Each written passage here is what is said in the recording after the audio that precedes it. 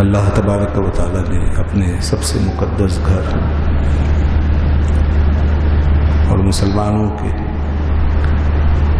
سب سے بڑے مرکز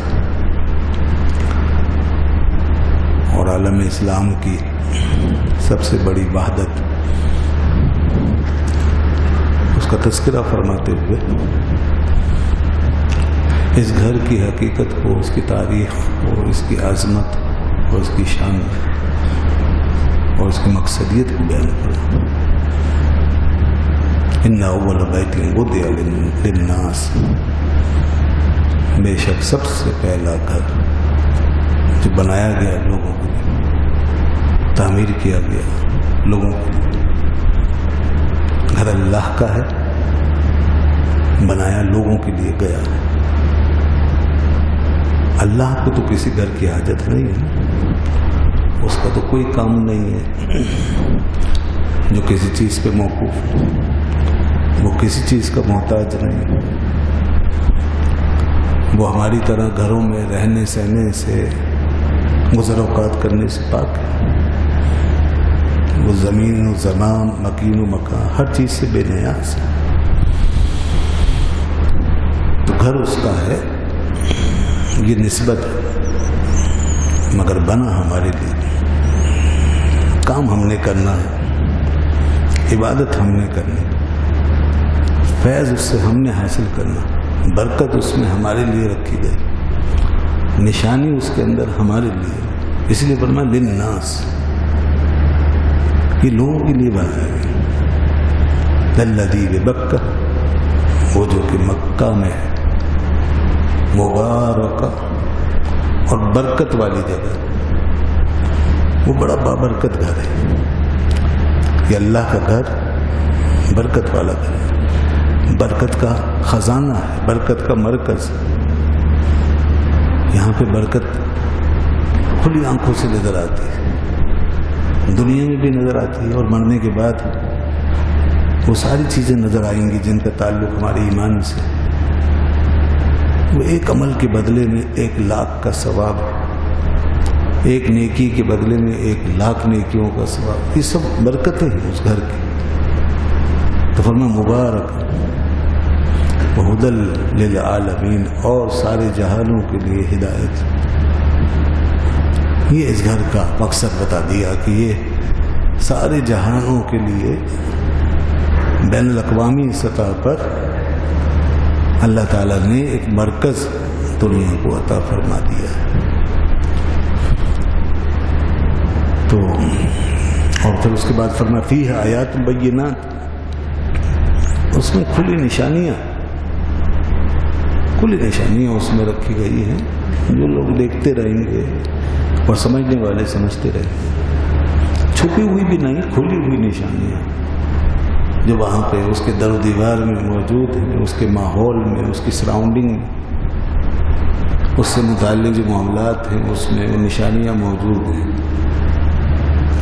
دنیا میں کوئی اور ایسا گھر ہی نہیں، کوئی ایسی مثال ہی نہیں، اس کا کوئی پاسنگ بھی نہیں، نہ کوئی بنا سکتا ہے، نہ کوئی ایسا آباد کر سکتا ہے، نہ اتنے لوگوں کو وہاں بلا سکتا ہے، کوئی اس کا مقابلہ نہیں ہو سکتا۔ پھر 1000 مخالفتوں کے باوجود قائم و دائم کھڑا ہے اللہ کا گھر، قائم ہے۔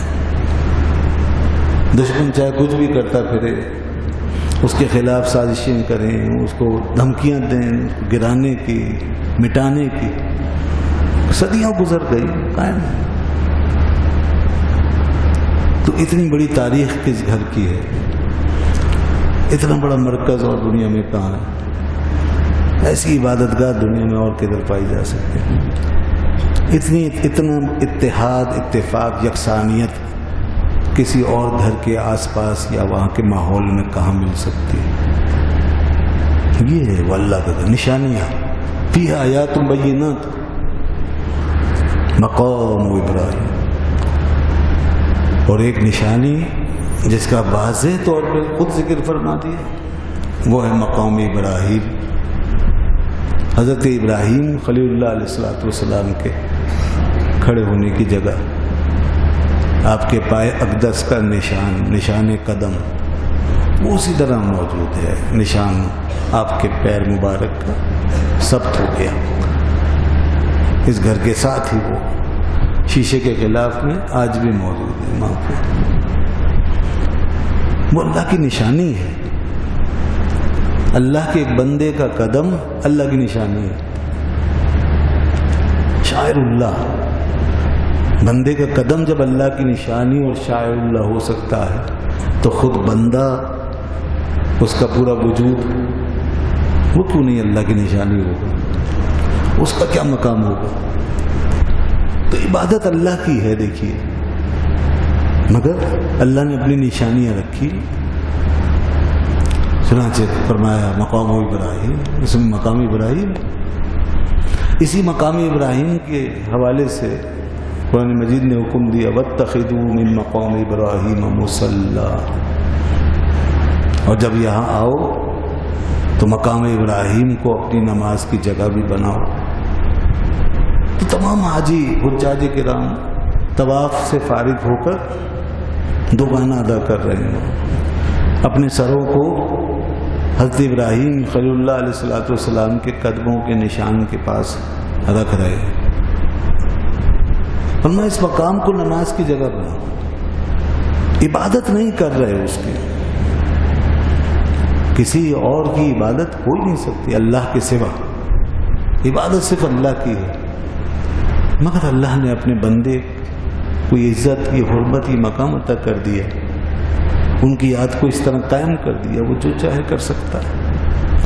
فرمایا واتخذوا من مقام ابراہیم مصلی، کہ یہاں پر دوگانہ ادا کریں. تو لوگوں کی کوشش ہوتی ہے اس کے قریب ہی پڑھیں. بہتر یہ ہے اس کے سامنے، اس طرح کے کعبۃ اللہ بھی سامنے ہو اور مقام ابراہیم بھی سامنے ہو. پھر کہیں بھی جگہ مل جائے وہاں پڑھ لیں. تو باہر وہ دوگانہ ادا کرتے ہیں. یہ مقام ابراہیم. پھر فرمایا ومن دخلہ کان آمنا. اس گھر کا مقام یہ ہے،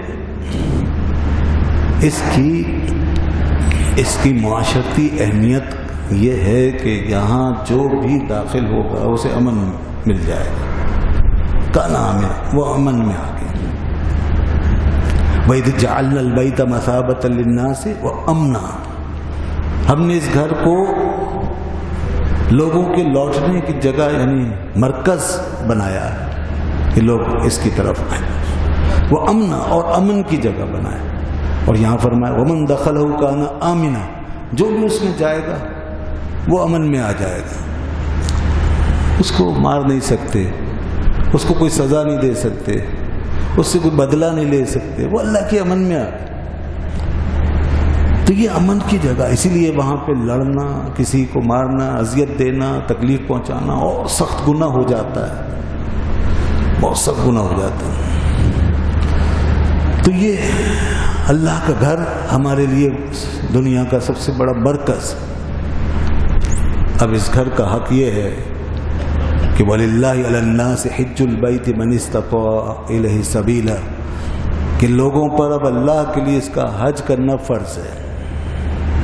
جو بھی اس تک پہنچ سکتا ہے وہ پہنچ کر وہاں جا کر یہ حج ادا کرے. یہ عبادت، اس گھر کا حق، یہ سب لوگوں پر فرض ہے جس کی بھی استطاعت میں ہے. من استطاع الیہ سبیلا، جو وہ پہنچ سکتا ہے وہ جائے گا. اور جس نے اس سے انکار کیا، کفر کیا، ومن کفر فإن اللہ غنی عن العالمین، تو اللہ تعالیٰ بے نیاز ہے، اسے کسی کی پرواہ نہیں. ایسا نہیں ہے اللہ کا کوئی ایسا مجمع کہ خدا کا اس کے بغیر کام نہیں چلے گا. اگر ہم وہاں جمع نہیں ہوئے اور اس کے گھر کو آباد نہیں کیا تو اللہ کا کوئی نقصان ہو جائے گا، اس کی بادشاہت اور سلطنت ختم ہو جائے گی. نہیں، وہ بے نیاز ہے. یہ بڑا اجتماع، یہ عبادت، یہ فریضہ وہ ہمارے لیے نافذ فرما رہا ہے. اس میں ہمارے لیے برکت رکھی ہے، اس میں ہمارے لیے فائدہ رکھا ہے، اس میں دنیا کا امن اس کے اندر رکھا ہے. کائنات کے لیے، دنیا کے لیے، عالم انسانیت کے لیے اس میں ڈائریکشن رکھی ہے. انسانیت کو عالمی سطح پر بھی رہنمائی کی ضرورت ہے نا. انفرادی سطح پر بھی انسان کو رہنمائی چاہیے ہوتی ہے، داخلی سطح پر، انفرادی سطح پر، گھر میں رہتے ہوئے اپنے ساتھ وابستگی میں، اپنے معاملات میں کس طرح نمٹنا ہے، کیسے چلنا ہے۔ اسی طرح سماجی سطح پر بھی انسان کا کانٹیکٹ ہے۔ انسان کو سوشل اینیمل بھی بعض لوگ کہہ دیتے ہیں۔ بہرحال انسان مدنی طبع شخص ہے، اس کا دوسروں کے بغیر گزارا نہیں ہے، وہ لوگوں کے ساتھ مل جل کے انٹریکشن کر کے چلے گا، یہ انسان کی مجبوری ہے۔ تو اس سطح پر بھی رہنمائی چاہیے۔ پھر عالمی سطح پر بھی انسان اپنا ایک سسٹم بناتا ہے، اپنی دنیا آباد کرتا ہے، اپنا کمیونیکیشن اس کا ہوتا ہے، عالمی سطح کی ضرورتیں ہوتی ہیں، سفر ہے، تجارت ہے، لین دین ہے، معاملات ہیں، دو ملکوں کے درمیان رابطے ہیں، دوست دشمن وغیرہ، امن اور جنگ کے صورتحال میں یہ عالمی سطح پر جو ایک ماحول ہے اس کے لیے بھی رہنمائی چاہیے۔ یہ عمرانیات ہے، سوشیولوجی، انسان کا یہ خاص علم ہے سوشیولوجی، حیوانوں کے لیے کوئی سوشیولوجی نہیں ہوتی۔ اس سوشیولوجی کے حوالے سے اور عمرانیات کے نقطہ نظر سے اسلام کی عبادتوں کا اگر جائزہ لیں تو 3 قسم کی عبادتیں اللہ نے ہمارے لیے رکھی۔ ایک وہ جو صرف ہماری ذات سے منسلک ہے، ایک عبادت وہ ہے جس کا تعلق ہماری ذات سے بالکل پرسنل، انڈیویجول، انفرادی ہے۔ بس میں نے رکھا، میں نے کی، مجھے ہی پتا ہے، کسی کو نہیں پتا، آپ نے کیا، آپ ہی کو پتا ہے، کسی کو نہیں پتا۔ وہ اتنا انڈیویجول ہے، وہ دوسرے کو بھی نہیں پتا کہ کیا ہے۔ یہ ہے روزہ۔ روزہ بڑی پرسنل قسم کی عبادت، آپ کی ذات سے محدود، بس آپ کے اوپر لپٹی ہوئی ہے، آپ کے اوپر منحصر ہے، کسی کو نہیں پتا، خبر بھی نہیں ہوتی۔ روزہ اس حیثیت سے رکھا ہے تاکہ انسان اس اپنی پرسنل کیفیت میں، انڈیویجول حالت میں، انفرادی سطح پر اپنی تطہیر کر سکے، اپنی اصلاح کر سکے۔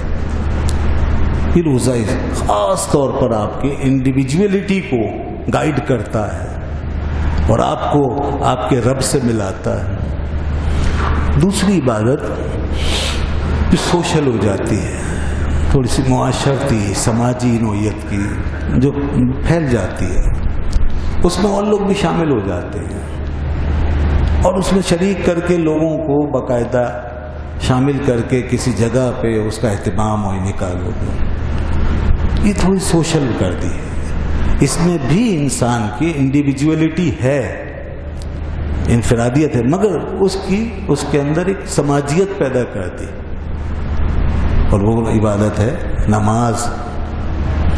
نماز کے اندر محض انفرادیت نہیں ہے بلکہ سماجیت بھی ڈال دی ہے، اچھی خاصی سماجیت ڈال دی، اس حد تک جتنی کہ آپ کو آپ کے ماحول میں، آپ کے اڑوس پڑوس میں، آپ کے محلے بستی میں لوگوں کے درمیان رہتے ہوئے گائیڈنس کی ضرورت ہے۔ آپ کو اس ماحول میں، اس سماج میں یکسانیت کی ضرورت ہے، اتحاد اتفاق کی ضرورت ہے، نظم و ضبط کی ضرورت ہے، باہمی تبادلہ خیال کی ضرورت ہے، دوستی، محبت، تعلق داری کی ضرورت ہے، ساتھ مل کے چلنے کی ضرورت ہے، اپنے پڑوسیوں کے ساتھ، اپنے محلے بستی کے لوگوں کے ساتھ۔ تو اس کے لیے اللہ تعالیٰ نے ایک ایسی عبادت ہمیں عطا فرمائی کہ ایک جگہ مسجد کے اندر باقاعدہ پورے اہل محلہ جمع ہو جائیں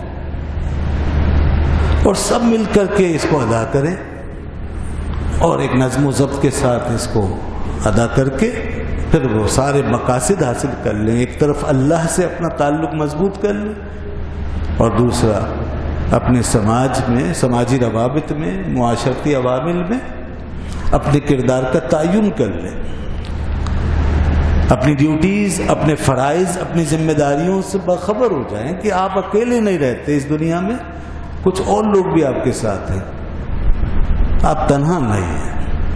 اس لیے اپنی ذات کے خول سے باہر نکل کے بھی دیکھیں، لوگوں کے حال احوال سے واقف ہو، آپ کو معلوم ہو پڑوس کے لوگ کس حالت میں ہیں، آپ کے محلے میں لوگوں کی کیا کیفیت؟ کتنے لوگ ہیں ضرورت مند ہیں، مسکین ہیں، محتاج ہیں، بیمار ہیں، کسی کو آپ کی مدد کی ضرورت ہے، آپ کو کسی کی مدد اور سہارے کی ضرورت ہے.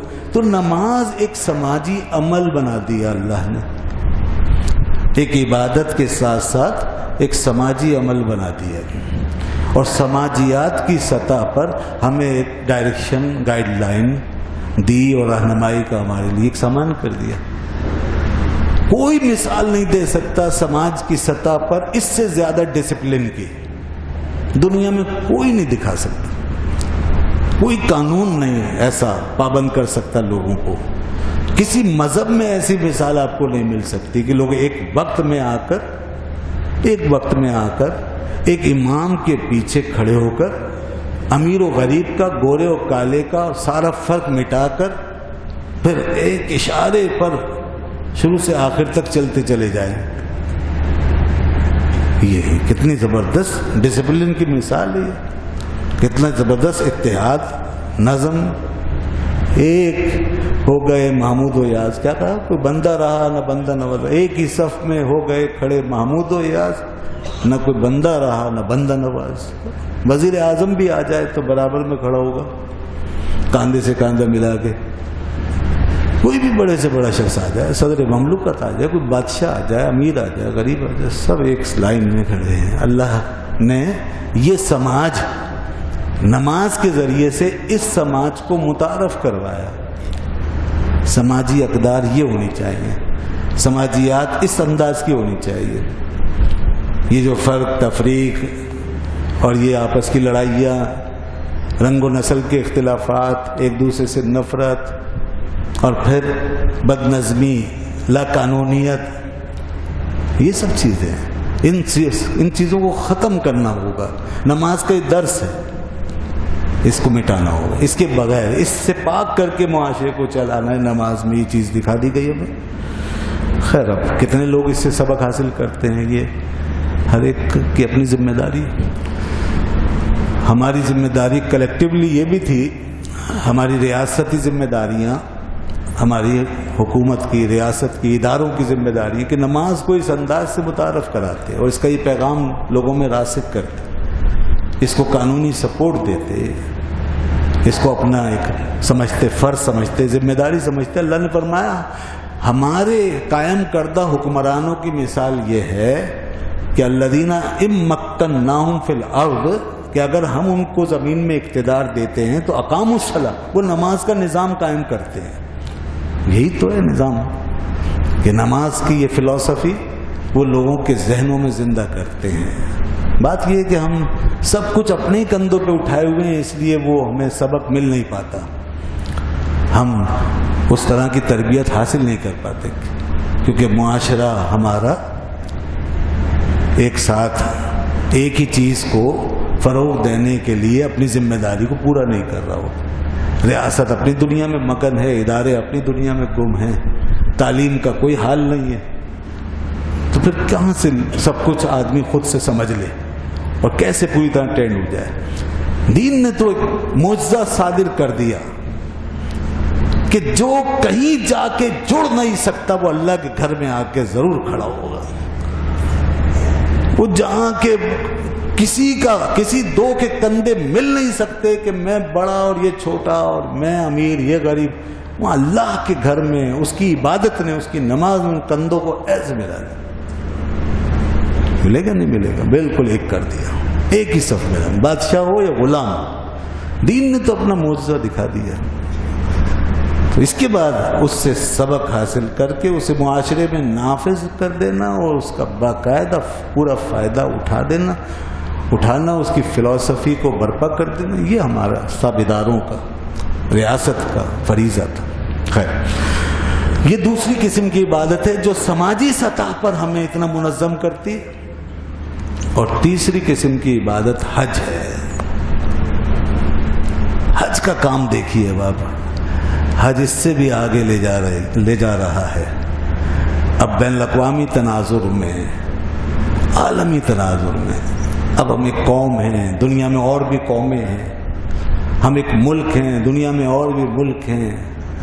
اب عالمی نوعیت کے معاملات، عالمی نوعیت کے تعلقات، آپس میں کورسپونڈنس، آپس میں کمیونیکیشن، ادھر ایک یکسانیت، اتحاد۔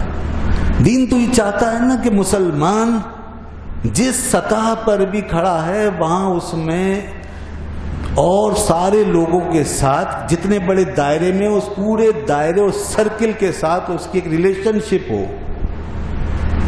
اس کی یونیفارمیشن اس میں ہو، ایک یکسانیت ہو، یونیفارمیٹی ہو، یکسانیت، ریلیشن شپ، ایک سوچ ہو، ایک فکر ایک ہو، ایک یکسانیت ہو۔ کچھ اختلافات بھلے رہیں تو ایک سماج کی سطح پر جتنی یکسانیت درکار تھی وہ نماز نے دے دی، جتنی یکسانیت ہمیں چاہیے ایک مضبوط سماج کے لیے۔ جن چیزوں کو جو چیزیں خطرناک ہیں اور جن کو اسلام چاہتا ہے ان کو ڈیمولش کیا جائے، وہ نماز میں ہمیں بتا دیا کہ دیکھو اپنے اندر سے اس طرح کی تفریقے، ایک دوسرے سے نفرت، عداوت، دشمنی، ذات پات، رنگ نسل کے امتیازات، یہ ختم کرو اور اپنے اندر اتحاد اتفاق قائم رکھو اور ایک دوسرے کے ساتھ مل کے چلو۔ ایک مضبوط سماج کی بنیاد یہی ہونی چاہیے۔ لیکن عالمی سطح پر چونکہ ہم مزید کچھ تفریقات میں پڑ جاتے ہیں، اپنی بڑی بڑی عالمی پہچانوں میں ڈھل جاتے ہیں، قومیتیں بن جاتی ہیں، نیشنلٹی قائم ہو جاتی ہے، حکومتیں بن جاتی ہیں۔ خاص طور پہ آج کے اس دور میں جب مسلم ممالک کوئی تقریباً 60 کے قریب حصوں میں ڈیوائیڈ ہو چکے ہوں، 56، 57، 58 ممالک بن چکے ہوں مسلمانوں کے، سب کی قومیتیں الگ ہو گئی ہوں، جھنڈے الگ ہو گئے ہوں، لباس بدل گئے ہوں، قومی پہچانیں بدل گئی ہوں، زبانیں بدل گئی ہوں، بہت کچھ بدل جاتا ہے عالمی سطح پر۔ اب اس سطح پر بھی آپ کو ہمیں کہیں نہ کہیں جڑنا ہے، جس طرح سماج کی سطح پر بھی ہمیں ایک یونیفارمیشن چاہیے تھی، ایسی عالمی سطح پر بھی ہمیں ایک یونیفارمیٹی چاہیے، وہاں پر بھی ہمیں جڑنا ہے یکسانی۔ لیکن اب وہاں پر جو چیزیں مختلف رہنی ہیں وہ تو رہیں گی، وہ اپنے اپنے مقامات، اپنے اپنے علاقوں، اپنے اپنے جغرافیہ کی پہچان اور ضرورت کے طور پر آج 55، 56 جتنے بھی ممالک ہیں وہ تو رہیں گے۔ گو کہ اسلام کا ماڈل نظام تو یہ ہے کہ سارے ایک ہی جھنڈے کے نیچے ہوں اور ایک خلافت یا ایک امامت کے تحت دنیا کا نظام چلے، مسلمانوں کا نظام چلے، جیسا کہ 1200 1300 سال تک کی تاریخ میں ایسا ہی ہوتا آیا۔ مگر اب بہرحال دنیا تقسیم ہو گئی، اب اس سطح پر اور عالمی سطح کے حوالے سے، ہر حوالے سے، عالمی سطح پر ہر حوالے سے اللہ تعالیٰ نے وہاں بھی ہمیں بہرحال اس بات کا پابند کیا ہے کہ آپ 1000 پہچانوں کے باوجود اپنے اندر یونٹی کو، اتحاد کو، یکسانیت کو قائم رکھو، اور تمہارے قومیتوں کے اختلاف، زبانوں کے، کلچرز کے اور مختلف رنگ و نسل کے اختلافات تمہیں ڈیوائیڈ نہ کر دیں، یہ تمہیں جغرافیائی تقسیم، حقیقی تقسیم میں تبدیل نہ کر دے۔ تو اس حوالے سے اور اس موقع پر جو سب سے بڑی رہنمائی ہماری ہے، جس نے ہمیں اتنے ہزاروں اختلافات کے باوجود ایک کر کے دکھا دیا ہے اور پوری دنیا کو سال میں ایک دفعہ کم از کم یہ پیغام پہنچا دیا ہے اور پہنچانے کا انتظام کر دیا ہے کہ ہم چاہے اپنی اپنی نیشنلٹی میں جو بھی ہوں، اپنے اپنے رنگوں اور جھنڈوں میں کتنے مختلف ہوں، زبانوں، کلچروں میں کچھ بھی ہو چکے ہوں، مگر ہم ایک قوم ہیں، ہم ایک قوم ہیں۔ مسلمان ایک قوم ہے، ایک امت ہے، بلکہ قوم سے زیادہ پاورفل لفظ امت ہے۔ قومیں تقسیم ہو سکتی ہیں، امت تقسیم نہیں ہو سکتی۔ قومیں بدل سکتی ہیں، قومیتیں بدل سکتی ہیں، امت نہیں بدل سکتی۔ اس لیے ہمیں امت کی اصطلاح بھی دی گئی ہے ہم پاکستانی ہو کر ایک قوم ہو سکتے ہیں، ہم بنگلہ دیشی ہو کر ایک قوم ہو سکتے ہیں، ہم شامی اور ایرانی ہو کر ایک قوم ہو سکتے ہیں، ہم قوموں میں بدل سکتے ہیں، قوموں کے اندر ہم الگ الگ ہو سکتے ہیں، لیکن امت جب کہا جائے گا تو وہ ایک ہی ہوگی، اس لیے کہ امت صرف اور صرف رسول اللہ صلی اللہ علیہ وسلم کی ہے، اور اللہ کے رسول ایک ہی ہیں، امت ایک ہی، امتیں الگ الگ نہیں ہوں۔ پاکستانی ایک قوم ہے، ایک امت نہیں۔ عرب ایک قوم ہو سکتے ہیں، امت نہیں۔ امت جب کہیں گے تو عرب و عجم، پاکستان، بنگلہ دیش، شام، عراق، مصر، ایران، سعودی عربیہ، افریقہ، امریکہ، بلکہ جو قوم نہیں، انڈیویجول ہیں، الگ الگ رہ رہے ہیں اقلیت کی شکل میں، امریکہ میں، یورپ میں، وہ سب کے سب امت کے رشتے کے حوالے سے ایک ہو جاتے ہیں، وہ سب امت بن جاتے ہیں، جتنے بھی ہوں، جس رنگ میں بھی۔ تو یہ بین الاقوامی تشخص ہے ہمارا۔ اس بین الاقوامی تشخص کو سب سے زیادہ جس چیز نے محفوظ کیا ہے، جس عبادت نے، جس فنومینا نے، وہ حج ہے، وہ حج ہے۔ حج نے ہمیں یہاں نماز سے بھی آگے لے جا کر، سماجیات سے بھی آگے لے جا کر، بین الاقوامی سطح پر جوڑ کر، بلکہ ایک ہی لباس میں ڈھال کر اور ایک ہی جگہ پر ہم سے مخصوص عبادت کروا کے، ایک جگہ ہے، ایک ہی مقام ہے، یہ عبادت دوسری جگہ ہو ہی نہیں سکتی۔ ایک آدمی وہاں پہنچے یا 1 کروڑ، 1 لاکھ ہوں، جتنے بھی ہوں، یا 1 ارب ہو، یا سارے پہنچے، ایک ہی جگہ رہے گی، اسی کے گرد طواف ہوگا۔ اتنی یونٹی ہے۔ یہ دیکھیں نا یونیفارمیٹیرین، یہ کتنا یونیفارمیٹیرین کر دیا ہمیں، کتنی یکسانیت پیدا کر دی، یہ عالمی سطح کی یونیفارمیٹیرین۔ تو ہمیں عالمی سطح پر اتنا یکساں کر دیا کہ ایک لباس، ایک جگہ، ایک ہی طریقے سے گردش، اینٹی کلاک وائز، ایک ہی طریقے سے دوڑنا، سب کے مقامات ایک ہیں، متعین ہیں۔ عرفات ہے سب کے لیے ایک ہی ہے، منی ہے تو سب کے لیے ایک ہی ہے، صفا و مروہ ہے تو سب کے لیے ایک ہی جگہ ہے، کعبہ ہے تو سب کے لیے ایک ہی ہے، حجر اور حتیم ہے تو سب کے لیے ایک ہی ہے۔ یہ حج اس انداز کی عبادت ہے۔ اللہ نے اس لیے فرمایا ھدی للعالمین، سارے جہانوں کے لیے یہ ہدایت ہے، ہدایت کا ماڈل ہے۔ اب یہاں پر ہمیں یہ بتا دیا کہ تم یہاں آنے سے پہلے اور یہاں سے جانے کے بعد اپنی اپنی زبان بولتے تھے، اپنی اپنی قومیتوں میں گم تھے اور گم ہو جاؤ گے، اپنے اپنے رنگوں اور پہچانوں میں چلے جاؤ گے، پہلے بھی تھے پھر چلے جاؤ گے، اپنے اپنے جغرافیہ میں کھو جاؤ گے، لیکن یہاں آنے کے بعد یہ احساس اور شعور لے کر جاؤ کہ تم ان سب ورائٹیز کے باوجود ایک ہو، تم میں ایک قدر مشترک ہے، تم ایک رسول کی امت ہو اور ایک دین کے علم بردار ہو۔ علامہ نے اس پیغام کو بہت خوبصورت طریقے سے سمو دیا اپنے اشعار میں، ایک ہوں مسلم حرم کی پاسبانی کے لیے، نیل کے ساحل سے لے کر تبخا کے کاشور۔ حرم سے پیغام لیا ہے اور وہ پیغام ہو جائے۔ اقبال نے یہ پیغام، اس قسم کے پیغام بہت دیے اس امت۔ اور اسی طرح منفعت ایک ہے اس قوم کی، نقصان بھی ایک ہی، سب کا نبی، دین بھی، ایمان بھی ایک، حرم پاک بھی، اللہ بھی، قرآن بھی ایک، حرم پاک بھی، اللہ بھی، قرآن بھی ایک۔ کچھ بڑی بات تھی، ہوتا جو مسلمان بھی ایک۔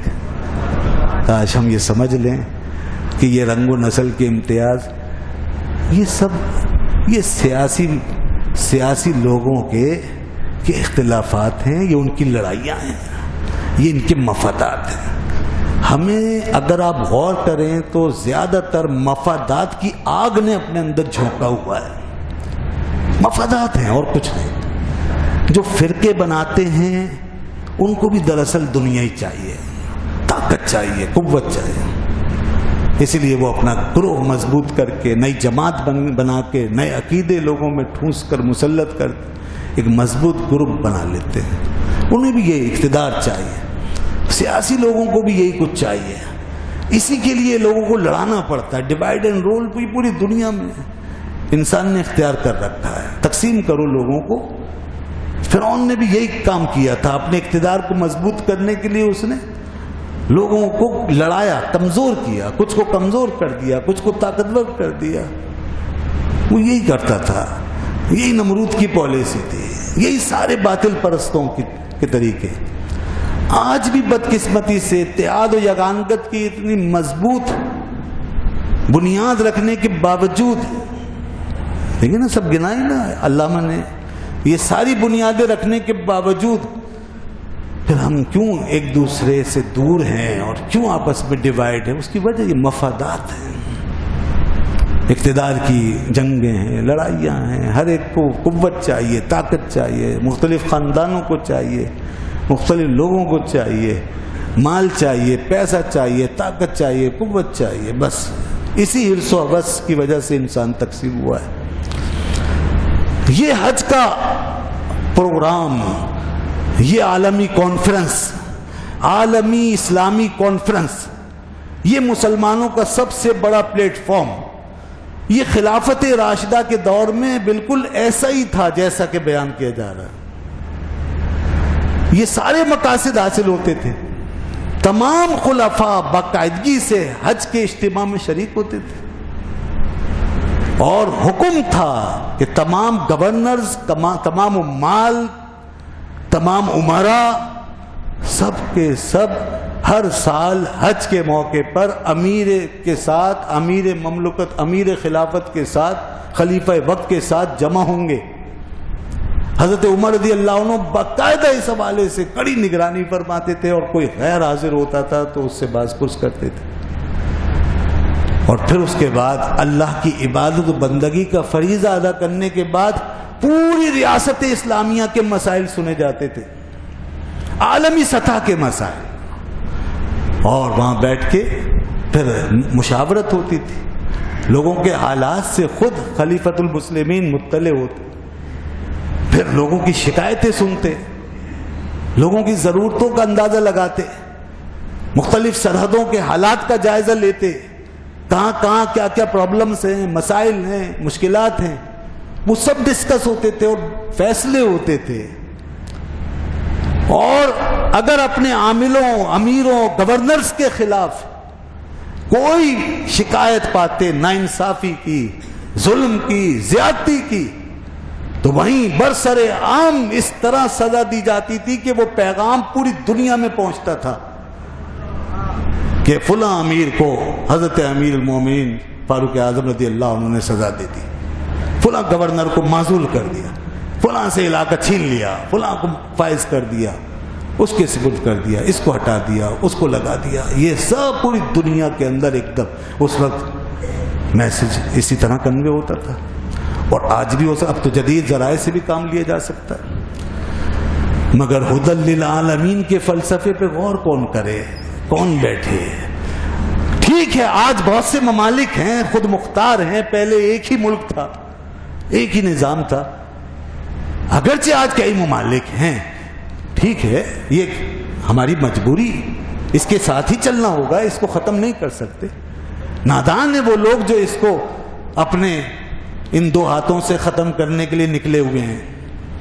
کچھ لوگوں کو ساتھ ملا کے خلافت کی تحریک چلا کے, نعرہ لگا کے, چلو جی یہ سارے ممالک مٹائیں گے, خلیفہ بنائیں گے.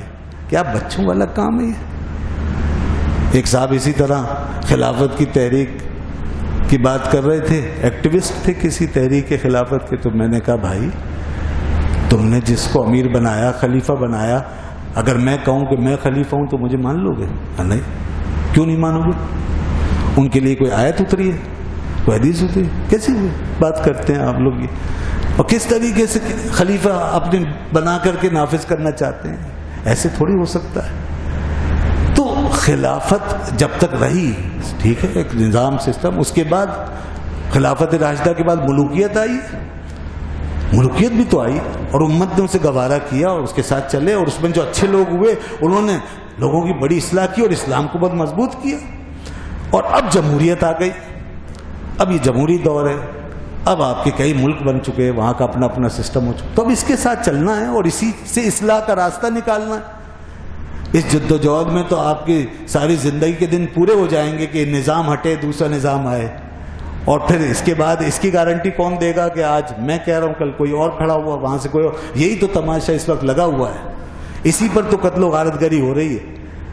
اس کا حل کہاں سے لاؤ گے؟ اتنے خلیفے اگر پیدا ہو گئے ان کو کون سنبھالے گا؟ تو ان کو کون نمٹائے گا؟ اور کیسے ایک کے اوپر اتحاد کریں گے؟ تو یہ ناممکن باتیں ہیں. اس لیے ہمیں ہمارے علماء نے لکھا، ہمارے مشہور اس دور کے سب سے بڑے مصنف، سب سے بڑا محقق، جس نے 40,000 صفحات میں پھر تعارف کرا رہا ہوں آپ کو، پہلے بھی ذکر ہو چکا ہے، آپ پڑھا کریں، علامہ غلام رسول سعیدی رحمۃ اللہ علیہ.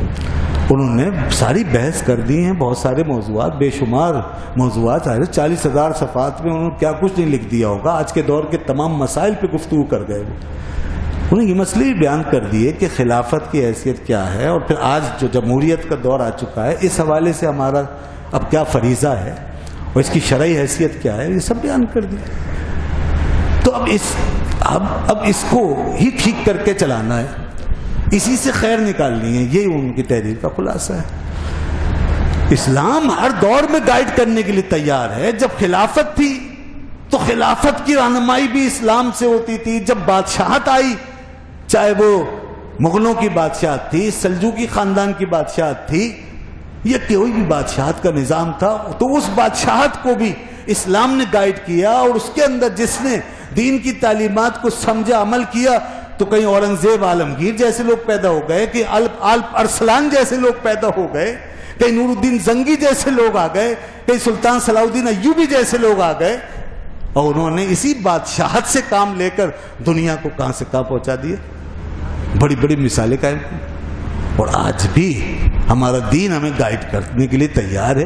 یہ حج کا اتنا بڑا اجتماع، اتنا بڑا پلیٹ فارم، پوری دنیا کے حکمران یہاں جمع ہو کر، حضرت عمر رضی اللہ عنہ کی طرح، خلفائے راشدین کی طرح پوری دنیا کے حکمران اگر یہ اتحاد کر لیں کہ ہمیں یہاں جمع ہو کر سال میں ایک دفعہ عالمی کانفرنس کرنی ہے حج کے اس موقع پر، وہ جمع ہوں، ان کے وزیر جمع ہوں، ان کے گورنر جمع ہوں، تمام صدور جمع ہوں، وزراء اعظم جمع ہوں، اور سب مل کے ہر سال عالمی مسائل پہ گفتگو کریں اور اتحاد و اتفاق کا راستہ نکالیں، تو کیوں نہیں نکل سکتا؟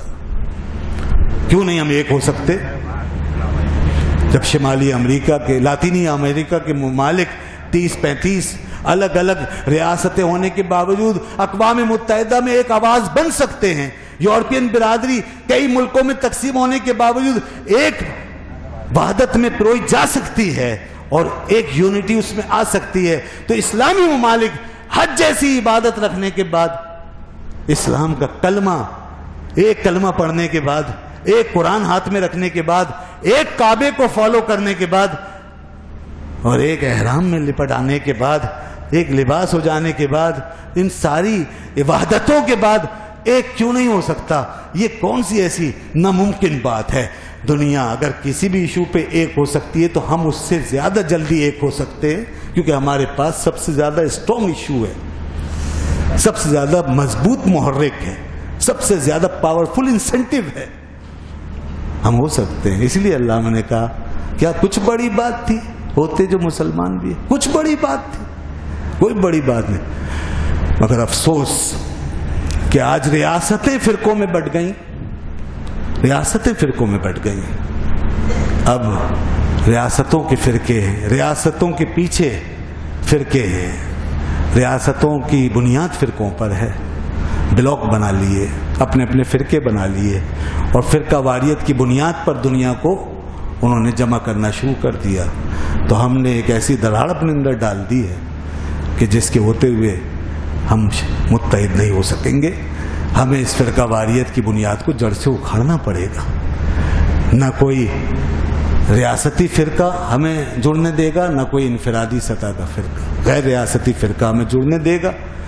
ہمیں چاہیے کہ ہم قرآن و حدیث کی تعلیمات جو چلی آ رہی ہیں، ہمیں ایک کنٹینیویشن مل رہا ہے، ایک دھارا مل رہا ہے، سیدھا چلا آتا ہے 1400 سال کا پورا علمی ریکارڈ، یہ پورا ورثہ، یہ امت کے فیصلے، تاریخ کا یہ عمل، اور اس تسلسل میں آنے والے لاکھوں کروڑوں علماء اور مشائخ، بس یہی راستہ ہے سیدھا، صراط الذین انعمت علیہم۔ اس لیے جو لوگ اس راستے پہ ہیں وہ فرقہ نہیں ہیں، جس کو ہم اہل سنت کہتے ہیں یہ فرقہ نہیں ہے۔ اب کچھ لوگ ان کو بریلوی کہنے لگے ہیں، یہ فرقہ نہیں ہے، یہ فرقہ نہیں ہے۔ فرقہ وہ ہے جو ڈسکنٹینیوڈ ہو چکا ہے، جو کٹ گیا ہے، جو مین لائن سے ہٹ گیا ہے، جس کا آغاز و انجام بدل گیا۔ یہ فرقہ نہیں ہے، یہ تسلسل ہے اہل سنت۔ اس میں حوالہ وہی چلے گا جو پیچھے تک چلتا چلا جائے گا، باقی حوالے محدود ہیں، وہ محدود ہو گئے ہیں، 100 سال تک کے حوالے ہیں بس، 200 سال تک کا ریفرنس ہے بس، اس کے پیچھے خاموشی ہے۔ میں 500 سال پیچھے سے جڑا ہوا ہوں، میں 1000 سال پیچھے سے جڑا ہوا ہوں، میں فرقہ کیسے ہو سکتا ہوں؟ آپ فرقہ کیسے ہو سکتے ہیں؟ آپ کی تاریخ اگر 1000 1200 1300 1400 سال تک جڑتی چلی جاتی ہے، آپ فرقہ نہیں ہے۔ چاہے نام کچھ رکھ دیا گیا ہو پہچان کے لیے، امتیاز کے لیے، فرقہ نہیں۔ فرقہ بنتا ہے ریفرنس بدلنے سے، فرقہ بنتا ہے ڈسکنٹینیویشن سے، فرقہ بنتا ہے مین شاہراہ سے ہٹ جانے سے۔ اللہ نے شاہراہ یہی بتائی ہے، فرقے سے بچنے کا راستہ صرف ایک ہے، اور وہ سورہ فاتحہ میں ہے۔ فرمایا صراط الذین انعمت علیہم، فرمایا اگر سیدھے راستے پہ رہنا ہے اور فرقہ بندی سے بچنا ہے تو میں نے جن بندوں پہ انعام کیا ہے تم ان کے پیچھے چلتے چلے جاؤ، بس اس سے زیادہ اور واضح بات۔ ہم دنیا کو یہی کہتے ہیں کہ آؤ یہ شاہراہ ہمیں بتاؤ کہاں ہم ہٹ گئے، ہم ہٹ گئے تو ہم اپنے آپ کو اس پہ لے کر آئیں گے، اور تم ہٹ گئے ہو تو تم اپنے آپ کو اس پہ لے کر آؤ۔ یہ شاہراہ ہے، سیدھا چلا جا رہا ہے، سیدھی کیا کہتے ہیں شاہراہ یہ شہر شفاعت نگر کی ہے، سیدھی سڑک یہ شہر شفاعت نگر کی ہے، یہ وہ سڑک ہے جو سیدھی جا رہی ہے مکہ مکرمہ مدینہ طیبہ۔ اصل راستہ یہ ہے فکر و نظریے کا، عقیدے کا اور دین پہ چلنے کا، کہ جو ہمیں ہماری تاریخ سے جوڑ دے اور ہمیں ہمارے ریفرنسز کو ابدی بنا دے، ان لمیٹڈ بنا دے، پیچھے کہیں کوئی تاریخ ہمارے آغاز کی نہ ہو، بس جب سے دین کا آغاز ہے اس وقت سے ہمارا آغاز ہو، اور جہاں تک دین ہے وہاں تک ہم جا رہے ہوں، تو بس یہی حق ہے، یہی سیدھا راستہ، اور یہی فرقہ واریت سے مبرہ اور منزہ ہونے کا طریقہ۔ تو اس لیے آج بدقسمتی سے ملک فرقوں میں تبدیل ہو گئے، تو یہی وجہ ہے کہ اب بڑی خوفناک تقسیمیں شروع ہو گئیں، اور امت بڑے خطرناک دو راہے پہ کھڑی ہو گئی ہے۔ اللہ نہ کرے کہ امت میں کوئی تصادم برپا ہو جائے، عالمی سطح کے ایشوز میں اگر گڑبڑ ہوگی اور وہاں ہم بہکیں گے تو عالمی لڑائی ہوگی۔ سماجی سطح پر اگر ہم ایک دوسرے ٹکرائیں گے تو سماج بکھر جائے گا اور سماج میں انتشار آئے گا۔ عالمی سطح پر اگر ہم ایک دوسرے سے دور رہیں گے تو عالمی سطح پر، عالمگیر سطح پر ٹکرائیں گے اور بین الاقوامی نوعیت کے جھگڑے پیدا ہو جائیں گے، جس کی لپیٹ میں سب آ جائیں گے۔ اسی کو عالمی جنگ کہتے ہیں۔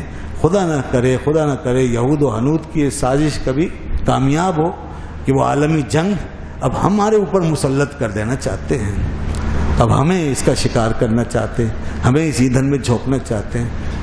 اللہ کی ذات سے امید ہے کہ انشاءاللہ مسلمان اس سے بچے گا، مگر بہرحال ہماری غلطیاں بہت ہیں اور ہمیں بہت کچھ سیکھنے کی، سمجھنے کی ضرورت ہے، اور ہمیں یہ تنگ نظریوں اور تنگنائیوں کے دائرے سے نکلنا ہوگا، اور اسی فرقہ واریت کے معاملے کو اس انداز سے دیکھنا ہوگا۔ ہر شخص چیختا چلاتا ہے مگر غور نہیں کرتا، روتے دھوتے ہیں غور نہیں کرتے۔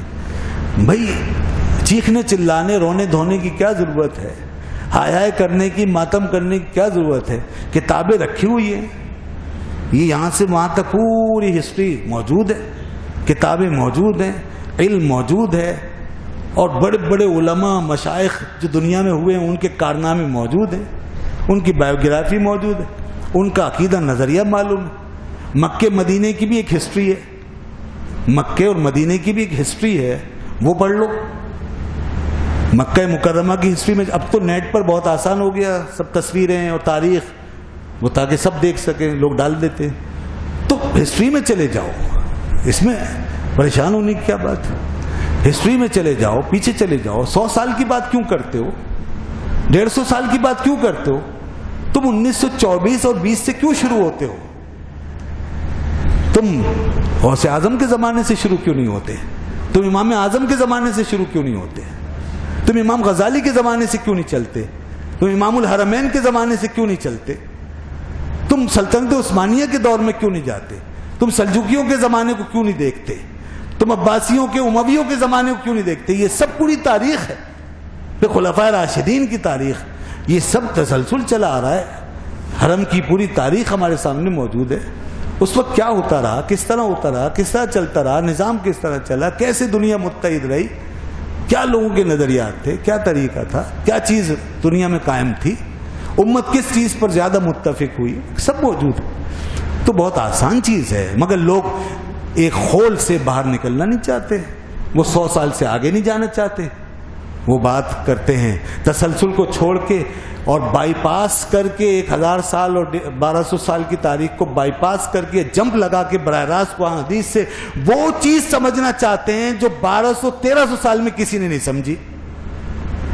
تو پھر تو کوئی بھی کچھ بھی نکال لے، عربی ہے، کئی معنی ہیں، کچھ بھی نکال کر تفسیر میں سے اپنا مذہب لے آئے. جب سوشلزم والے آئے تھے تو انہوں نے کہا اللہ نے بھی سوشلزم کی حمایت کی ہے، نعوذ باللہ. حدیثوں میں بھی سوشلزم ہے، صحابہ میں بھی سوشلسٹ تھے. حضرت ابو ذر غفاری کو سوشلسٹ بنا دیا لوگوں نے، معلوم ہے، کتاب لکھی ہوئی ہے پوری. سوشلسٹوں نے کتاب لکھی. حضرت ابو ذر غفاری سوشلسٹ تھے، کمیونسٹ تھے، نعوذ باللہ. صحابی رسول کمیونسٹ، قرآن میں کمیونزم. تو پھر کوئی بھی اپنی تشریح کر کے کچھ بھی نکال سکتا ہے.